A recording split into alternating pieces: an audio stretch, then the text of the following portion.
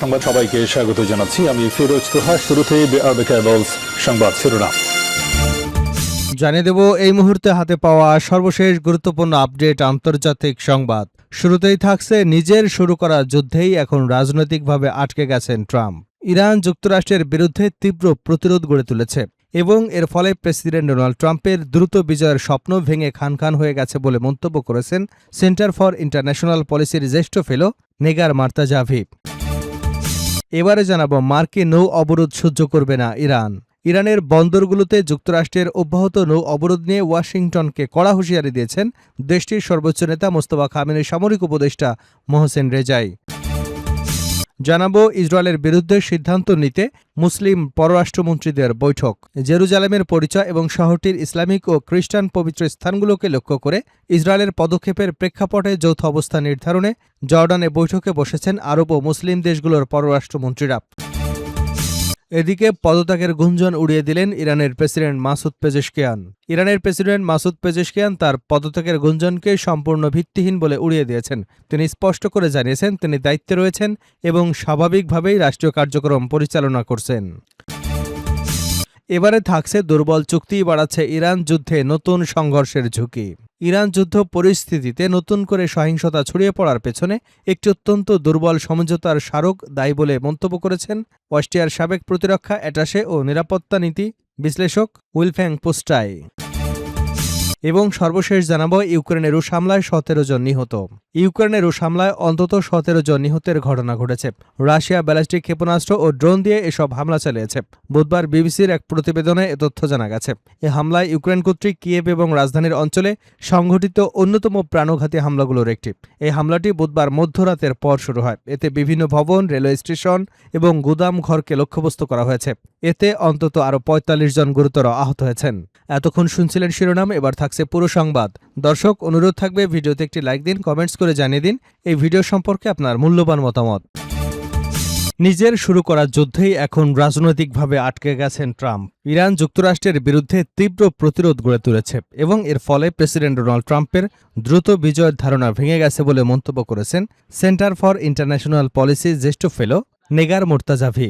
মঙ্গলবার এক বিশ্লেষণ প্রতিবেদনে এসব তথ্য জানিয়েছে আল জাজিরা। আল জাজিরার দেওয়া সাক্ষাৎকারে তিনি বলেন, হরমুজ প্রণালীর উপর ইরানের কৌশলগত অবস্থান যুক্তরাষ্ট্র ও তার মিত্রদের জন্য যুদ্ধের ব্যয় উল্লেখযোগ্যভাবে বাড়িয়ে দেওয়ার সক্ষমতা তৈরি করেছে। মুর্তাজাভির মতে ক্রমেই স্পষ্ট হচ্ছে যে ট্রাম্পের শর্তে এই যুদ্ধে জেতা সম্ভব নয়। তিনি বলেন, মতামত জরিপে দেখা যাচ্ছে অধিকাংশ মার্কিন নাগরিক এখন যুদ্ধের অবসান চান। তিনি আরও বলেন, তবে ট্রাম্প এমন এক রাজনৈতিক অবস্থানে রয়েছেন যেখানে বিজয়ের চাবি ছাড়া যুদ্ধ থেকে সরে আসা তার জন্য কঠিন। যুদ্ধ যত দীর্ঘায়িত হবে ব্যয় তত বাড়বে। আবার কোনো ধরনের বিজয় দেখতে না পেরে যুদ্ধ শেষ করলে সেটি রাজনৈতিকভাবে ব্যর্থতার স্বীকারোক্তি হিসেবে দেখা হতে পারে। মার্কিন নৌ অবরোধ সহ্য করবে না ইরান।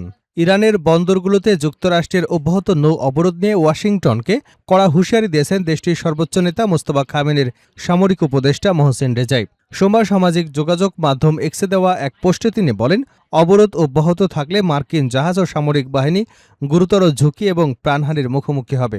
মোহসেন রেজাই বলেন, যুক্তরাষ্ট্রকে অবশ্যই তাদের বর্তমান অবস্থান ও আচরণ পরিবর্তন করতে হবে, অন্যথায় ইরান এই পরিস্থিতি কোনোভাবেই মেনে নেবে না। তিনি আরও বলেন, হরমুজ প্রণালীতে দ্বিতীয় কোনো করিডোর চালুর অনুমতি তেহরান কখনো দেবে না। গত জুনে হরমুজ প্রণালী নিয়ন্ত্রণ নিয়ে ওয়াশিংটন ও তেহরানের মধ্যে স্বাক্ষরিত সমঝোতা স্মারক ভেঙে যাবার পর জুলাই মাসে ইরানের বন্দরগুলোতে আবারও নৌ অবরোধ আরোপ করে যুক্তরাষ্ট্র।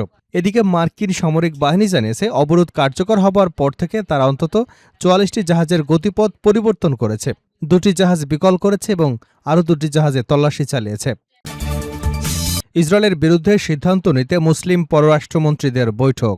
জেরুজালেমের পরিচয় এবং শহরটির ইসলামিক ও খ্রিস্টান পবিত্র স্থানগুলোকে লক্ষ্য করে ইসরায়েলের পদক্ষেপের প্রেক্ষাপটে যৌথ অবস্থা নির্ধারণে জর্ডানে বৈঠকে বসেছেন আরব ও মুসলিম দেশগুলোর পররাষ্ট্রমন্ত্রীরা। খবর আনাদোলো এজেন্সির।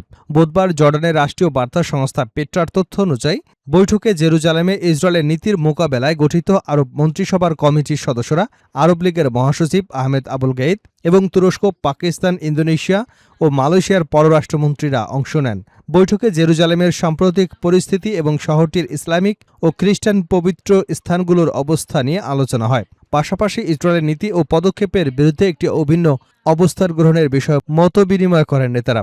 বৈঠকের উদ্বোধনী বক্তব্যে জর্ডানের পররাষ্ট্রমন্ত্রী আয়মান সাফাদি বলেন, জেরুজালেম বর্তমানে ক্রমবর্ধমান হুমকির মুখে রয়েছে এবং শহরটির ইসলামিক ও খ্রিস্টান পবিত্র স্থানগুলো নজিরবিহীন ঝুঁকির সম্মুখীন। তিনি অভিযোগ করেন, ইসরায়েল পূর্ব জেরুজালেমে বসতি স্থাপন, ভূমি দখল, সম্পত্তি জব্দ, ফিলিস্তিনিদের উপর বিধিনিষেধ আরোপ এবং শহরটিকে ফিলিস্তিনি ভূখণ্ডের বাকি অংশ থেকে বিচ্ছিন্ন করবার মাধ্যমে নিয়ন্ত্রণ আরও জোরদার করেছে। সাফাদির দাবি, এসব পদক্ষেপ জেরুজালেমের ইতিহাস, পরিচয়, বর্তমান ও ভবিষ্যৎ পরিবর্তনের একটি পরিকল্পনার অংশ। তিনি আরও অভিযোগ করেন, ইসরায়েল ইসলামিক ও খ্রিস্টান পবিত্র স্থানগুলোর মর্যাদা লঙ্ঘন করছে এবং মুসলিম ও খ্রিস্টানদের ধর্মীয় উপাসনার স্বাধীনতার উপর বিধিনিষেধ আরোপ করছে।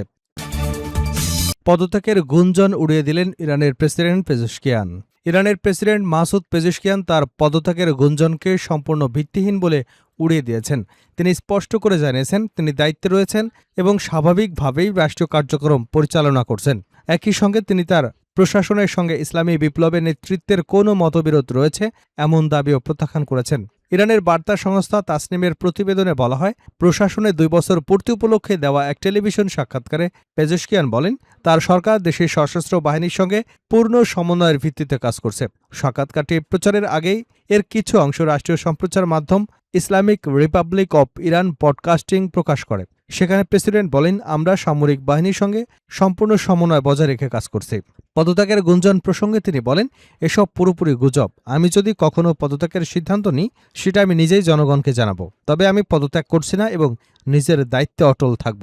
পেজেশকিয়ান আরও বলেন, একটি মহল তার প্রশাসন এবং ইসলামী বিপ্লবের সর্বোচ্চ নেতা আয়তুল্লাহ আলী খামেনির মধ্যে বিভেদ রয়েছে এমন ধারণা ছড়িয়ে দেবার চেষ্টা করছে। সম্প্রতি তার পদত্যাগ নিয়ে বিভিন্ন মহলে গুঞ্জন ছড়িয়ে পড়ার পরে তিনি এ বিষয়ে প্রকাশ্যে বক্তব্য দেন।